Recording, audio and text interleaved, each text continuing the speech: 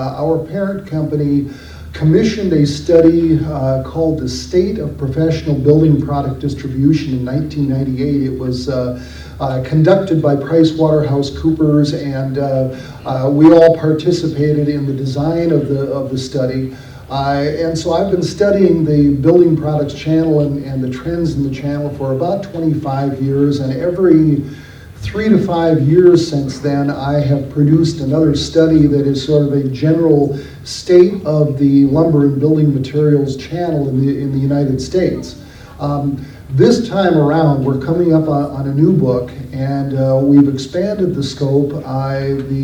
We'll be looking at the next decade in building product distribution throughout North America, and I'm partnering on this project with Francois Robichaud of FP Innovations. So FP Innovations is my research partner, and I don't know whether every presentation today will have an FP Innovations tie or not, but at any rate, FP Innovations is involved in this one too. So the point that I'd like to make first is that all this talk about consolidation, of course, it affects the distribution channel greatly. If you have 3 or 4 or 5 companies with dominant market share, as you know, Home Depot and Lowe's and so on have in the home center industry, it completely changes what everybody up the channel does and dictates who's going to survive and who is not going to survive.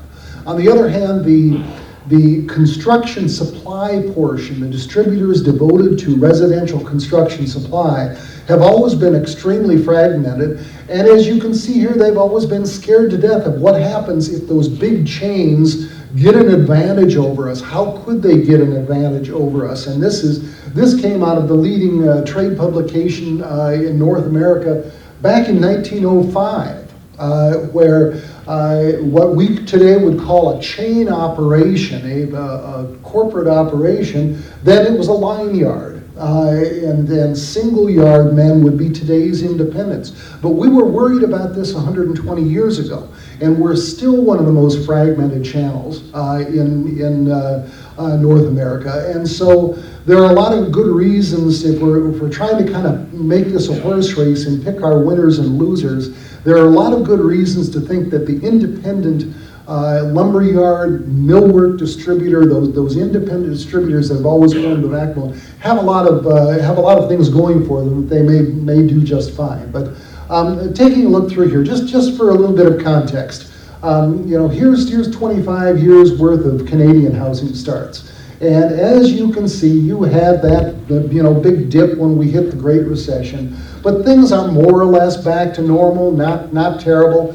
By contrast, in the United States, here's the same chart in the United States. Multifamily and single family broken out, and as David noted, multifamily is a larger percentage of the total today than it normally is. But as you can see there, we're not anywhere close to being back near our peak. 1.1 million starts this past year. Everybody agrees, with what David said, that 1.5 million to 1.6 million is about equilibrium between supply and demand in the United States. That's when we're building enough new housing units to manage population growth. The bad news, of course, is that we never do that. Supply and demand never meet. They just wave as they go by, passing one up and the other one down. So we've always gone through these cycles where we are either not building enough houses or we're building way too many. We're up at 1.8 or 2 million starts, just as we were at the peak of this bubble. And if you take that, back to the 1960s, when you see it, you'll see it right, very, very easily, that we're up, we're way down, back and forth, and so on. But we're not back yet. And everybody worries about the fact that we are not back yet, and gosh, when's the housing market going to finally get back? Now here it is on a state and province level, and permits. I've got starts for Canada, permits for the United States, in great part because our starts data is not very good. I mean, it's a margin of error of 14%. It's a very small sample size.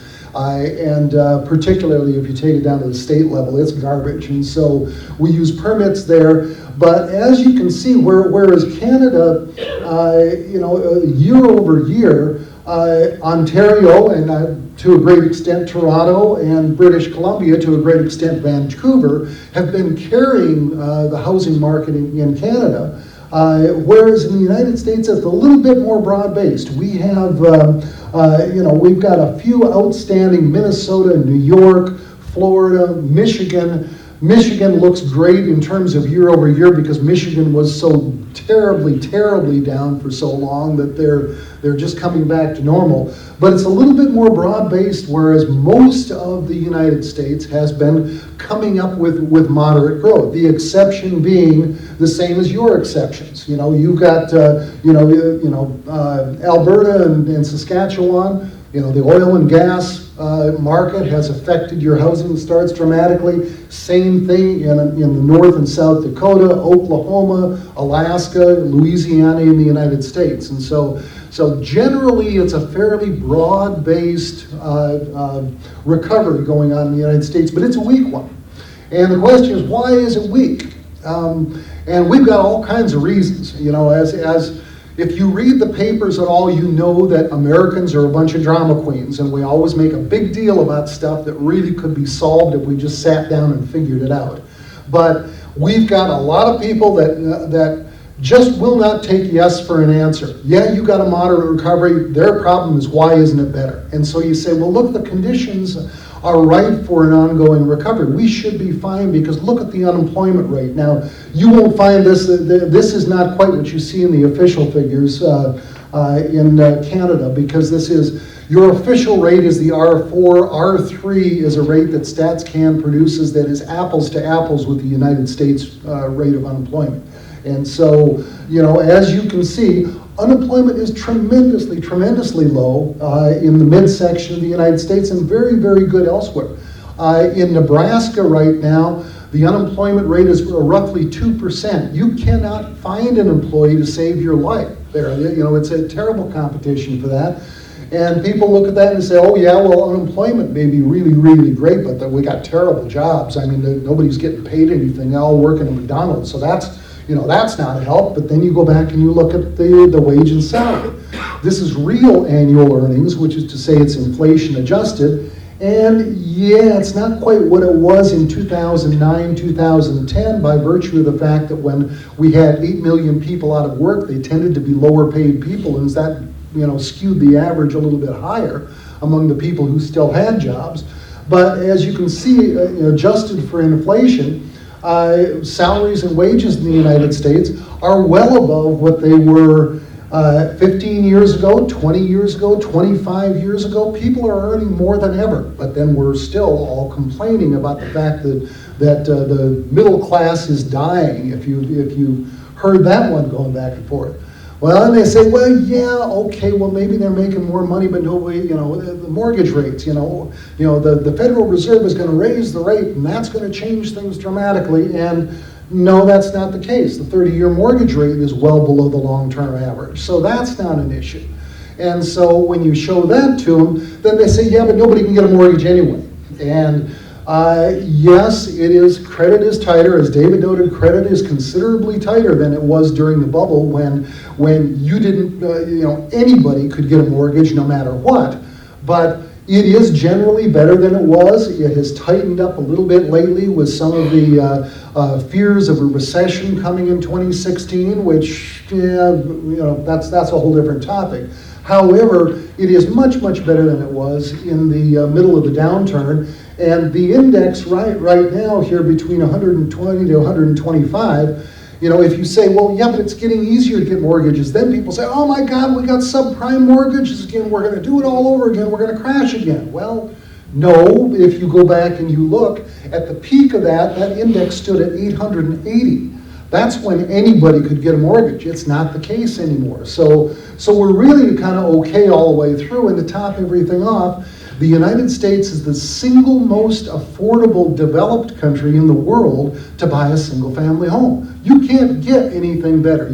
Canada is not bad at 5.7. I mean, the UK is, what are they, close to 7? Australia is 7. Ireland is up right about Canada. But the United States, you can go anywhere and you can afford a home based on the the single-family median home price versus median income. So it's the best place in the world if you want to get a start and buy a home.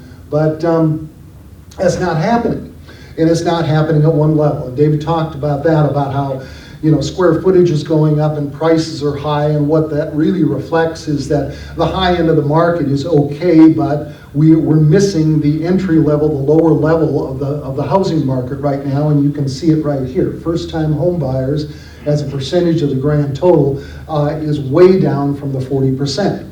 And so what we're doing, when you look at this, essentially what we're doing is we're waiting for those damn kids to start buying houses, and that's really what it goes down to. And it gets back to this generational thing that David referred to.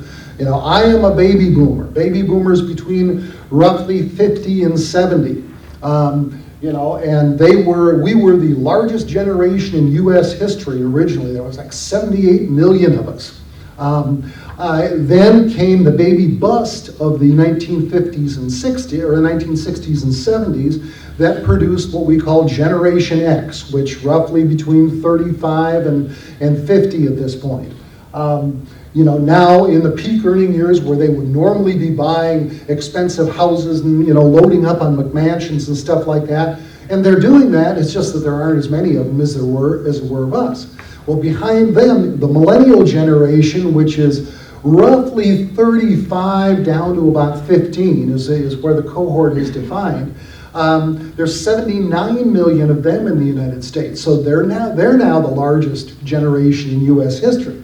And what are they doing? And we run into this. You talk to people all the time as those kids are a bunch of slackers. They sit around in school and they go back and get their PhD because they're complaining that they can't get a job, and then they move home and they live with mom and dad and they do nothing. They don't find a job, or if they do get out on their own, what they want to do is they want to go live in the big city and live in a little tiny apartment and take the bus, and I don't want to buy a car. And we've got all these ideas about what the millennial generation presumably is and isn't. It all kind of boils down to that crotchety old man, kids today don't want to work anymore kind of thing. And the fact is that there's a reason why they have done what they've done. Here's job growth for each of those three generations between the ages of 18 and 30. And as you can see, us baby boomers back there, we had 2 down years, but mostly it's up. Gen Xers, one down year. David and I were talking before the presentation. He happened to graduate in that one down year. That's why he went back to get his PhD. But, there were no jobs. It was that one recession in the early 1990s. But look at millennials. They got pounded. They had the worst job market ever. So what do? If you're 20 years old and you can't find a job, you turn around, you go back to school to get more training. When you do that, you often incur some debt. And of course, we scream about that down in the United States too, that, these kids are so buried in debt they will never come out. Look at that. In fact, I was talking to NHB's chief economist about a month ago, and he says the average now is $35,000 worth of student debt. That's what the average student comes out with. And well, wait a minute, Rob, is that 35,000? That's the average. What's the median? Turns out the median is around 15,000. There are a lot of kids who have, 10 to 15,000, maybe 20,000, sorry about that, worth of debt. But if you open the papers, you always read about the person who went out and got a PhD in art history from an exclusive private university, and now they're complaining because they can't get a good job. And so, and they're $150,000 in debt. Most of those high dollars that skew the average are kids who are doctors and lawyers and so on. My younger son went back. He's one of the high end on the debt, but he became an attorney. He's going to make it all back. So at any rate, the student debt is partly an issue. It makes it impossible to get a mortgage early on. However, as they're working their way through it, as David mentioned, eventually they get married. And Did anybody here have a Star Wars wedding? Star Wars themed wedding? No, nobody. Okay, me. Yeah, okay. But at any rate, eventually they get married. They get married. They start to have kids. As soon as they start to have kids, what do they want to do? They want to buy a house. They need to own something. They don't want to be renting anymore. And in fact, people say, well, see, those kids are slackers. They're slow at all that kind of stuff. The fact is, if you go back 100 years and you look at those average marriage ages, they're getting married at 26 and 29. That's just about what the average is. If you take away the years immediately following World War II, when the marriage age and the age of first childbirth dropped dramatically and then gradually worked its way back up. That's the norm. We were not the norm on that. So what do they want once they get once they get to this point where they've got, I'm married, we've got a child on the way, we got to find a place to live, we want to buy something. What do they want? Well, as it turns out, they are just like us, except with more tattoos. There's nothing different about them at all. They don't want to live in the inner city, they want to live in the suburbs. 2 out of 3 want to live in the suburbs. 3 out of 4 want to have a single family home. So there's really no difference whatsoever between millennials and older generations in this particular respect. Obviously there are differences otherwise, but in this particular respect, they want what we want because that's what you want at that age when you need to think about a good school district and you need to think about having a park nearby and the kids to play with and all that kind of stuff. So it's coming, it's just coming slower. I go to these meetings at Harvard for the Joint Center for Housing Studies, and the economists there have a joke. They say, give them a number or give them a date, but never give them a number and a date. And that's really where we stand right now. We know millennials are coming into the housing market. We just don't know when they're coming into the housing market, but they will be here. So, the effect of all this on the channel. As we sit and we wait, what we've been seeing in the United States has been a tremendous amount of mergers and acquisitions activity going on. Here is Builders First Source purchased ProBuild Holdings from Fidelity Investments about a year ago. Created the first national building materials chain, the first national construction supply chain since Wicks Lumber in the 1970s. They have a total national footprint. They're everywhere here right now.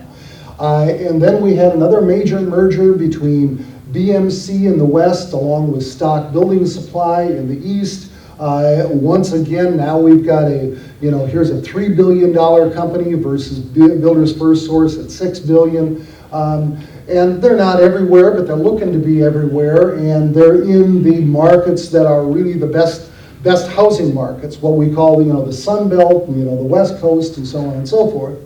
And then if you're reading the trade news in the United States, practically every week you will hear about USLBM buying another dealer or distributor. This is a former Stock Building Supply executive backed by one of the largest private equity companies in the United States, and they're gobbling up whoever they want to gobble up. They're gobbling up, they're looking for people everywhere, and they again are going to build a national chain. Their plan is to go public. So now, now all of a sudden we have 2 public companies and a third that is becoming a public company. And how does this affect the rest of us? Because, the average independent is $16 million per year. It may be a small town company, they may be a big urban company, but are we threatened by this? Is the rest of the industry threatened? Why is it happening, first and foremost? Well, here shows what David was talking about single versus multifamily. This is the dollar investment in new structures plotted against the average. And as you can see, multifamily, we're a little bit above average right now in multifamily, roughly 20% above the long-term average, whereas single family is still a solid 30% below, and so obviously, private equity companies want to get in. We get in on the ground floor. Housing is so far down in the United States, we got no place to go but up. It's the perfect place to invest. There is a second trend going on there in that private equity companies that used to have a model where they would buy up lousy companies and fix them and turn them around. It's a fairly high-risk model. There was that philosophy as opposed to the philosophy held by Warren Buffett and companies like Berkshire Hathaway, where we buy good companies and we hold them forever. Well, the flippers, the people who are buying and selling, are trying to figure out a way to get some of those investors that would invest in a Berkshire Hathaway to invest with them. And the way they're doing it is to buy investments that they will hold longer, that are more asset intensive. You're going to get lower returns, but they're a lot safer. And so, the average holding time has gone up like from 4 years to 5 years, recently. So they're trying to get into more stable investments. So lumber yards look like pretty stable investments. So we're down so far. We have no place to go up. We look like a fairly stable investment to them. And the other thing is that there are a lot of companies out there that are weakened, and so there are bargains everywhere. I mean, that's what USLBM is trading on, is that there are so many small company owners who they don't have a succession plan. They didn't plan to have a succession plan. They were going to time the market and get out, and they missed the window. Got to 2005, and they said, I got 3 to 5 more years left in me. I'll wait until 2008, 2009 to sell. Well, all of a sudden, single-family housing starts are down 70, 80%, and you're crashed, you can't get away. Now I'm up to where I really need to retire, and so USLBM is offering them a way to do that and picking up bargains in the meantime. But it's an important thing to remember about those large companies. If you're looking to sell in the United States, particularly, you might think, well, gosh, if I could get in at like Home Depot, if I could get in at Builders FirstSource and ProBuild, I'd have distribution all over the country. Wouldn't that be wonderful? Well, keep in mind that these companies are among the weakest in the industry. If you look down through there, the median lumber and building materials dealer, with gross margins of 24% and a pre-tax net income of 2.7% of sales. Look down through those 4 largest companies. There's only one of them, BMC, that is outperforming the average. The rest of them are barely profitable. And it's taken them a long time to come back. Builders FirstSource went through 7 years of losses. ProBuild has gone through 7 straight years of losses. Those are things that no independent business could ever survive. So they are among the weakest companies in there. What do they think they're going to do with this? I mean, how in the world would they compete with the independent?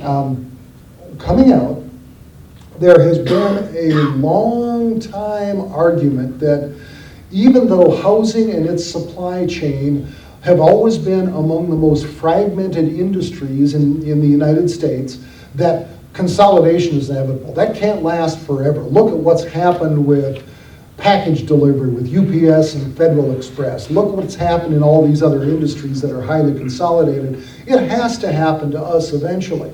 And people have been talking for years about how the largest home builders are going to wipe out all those smaller builders. And as David noted, there are a lot of builders who have left the industry, and they're not back. They're not back yet. I would say that anecdotally, a lot of them will be back. They pull out and they go do something else when there are no homes to build. When the banks are ready to give them money again, then they're back and they're ready to get back into the business again. And that's happened cyclically, time after time. However, there are a lot of people that believe that this is going to be the case, that the big builders are going to wipe out the smaller ones, as you can see, because they are better at getting good land, because they have lots of money to work with, and because they have these lower operating costs. Well, Harvard did a study on this, and I don't know how legible that's going to be on this screen, but turns out the operating costs are a total myth, and the land is mostly a myth. There is no advantage to large buildings. When you look at the land, this was taken from 2004, and the column on the far right is builders who build more than 10,000 homes per year in the United States at that point. The largest builder at the peak came up to 50,000 homes in the United States. If you were building, and at that time, if you were building fewer than 2,500 homes per year, you were generally a small single market production builder. And so, you can see the smaller builders, big builders, slight advantage in land, but no advantage at all. As a matter of fact, a disadvantage when it comes to operating efficiencies and costs. You want to look at who the best builders are. They are the local, independent production builders, and not at all the larger builders. And they hold the lion's share of the market share because of that. 2000 to 2014, you can see the 5 largest builders there in red went from a maximum of 11% market share and have held ever since a 10% market share. Now keep in mind that this is despite the fact that it is very, very difficult to get a construction loan. Construction lending is at less than half of the level that it was at the peak of the market, which is to say smaller builders are having trouble getting money. These big guys who are backed by investors, who are equity backed, whether it be private equity or public companies, should have a huge advantage, but they're not gaining any market share. And the reason is they don't do as well in their overall operations as the smaller ones do. So if you are a small independent, what you do is you go out and find the window that is better than Andersen, of which there are a number of them out there, and you push that one. And you sell the unknown. Sure, you could buy Andersen, but let me show you this cool window that I've got. And that's an opportunity for Canadian manufacturers to get into the market. So, okay, I'm 2 minutes over, so I got to stop here. But the point is that we've been worrying about the distribution channel somehow changing and the market getting cut out from under the independents for ages now, for 120 years now. And for 120 years, the answer has always been the same, is if you are up to date, if you keep track of your market, you are not going to have to worry about competition coming from outside the market. So I'm going to drop it right there because I'm out of time anyway. But if you would like a copy of the presentation and the data, there's the address. Feel free to give me a call anytime, and we can talk about Donald Trump. Any comments or questions before we go? All right, sounds good. Thank you very much. Appreciate it.